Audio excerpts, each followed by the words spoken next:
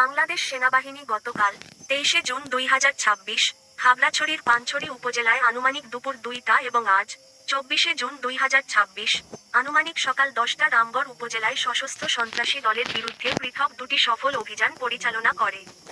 অভিযান চলাকালে সশস্ত্র সংগঠনের সদস্যরা সেনাবাহিনীকে লক্ষ্য করে গুলিবর্ষণ করলে উভয় পক্ষের মধ্যে গুলি বিনিময়ের ঘটনা ঘটে।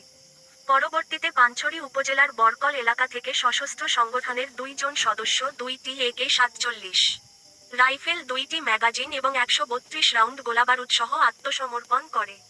অন্যদিকে রামগড় উপজেলার হাজাছড়া এলাকায় পরিচালিত অপর একটি অভিযানে গুলি বিনিময়ের এক পর্যায়ে সশস্ত্র সংগঠনের একজন সদস্য নিহত হয়।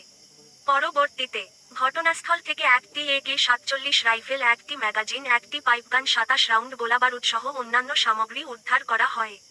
পার্বত্য চট্টগ্রামে দীর্ঘস্থায়ী শান্তি প্রতিষ্ঠা এবং সকল জাতিগোষ্ঠীর জানমাল ও নিরাপত্তা নিশ্চিতকল্পে সশস্ত্র সন্ত্রাসী গোষ্ঠীগুলোর বিরুদ্ধে বাংলাদেশ সেনাবাহিনীর প্রচেষ্টা অব্যাহত থাকবে।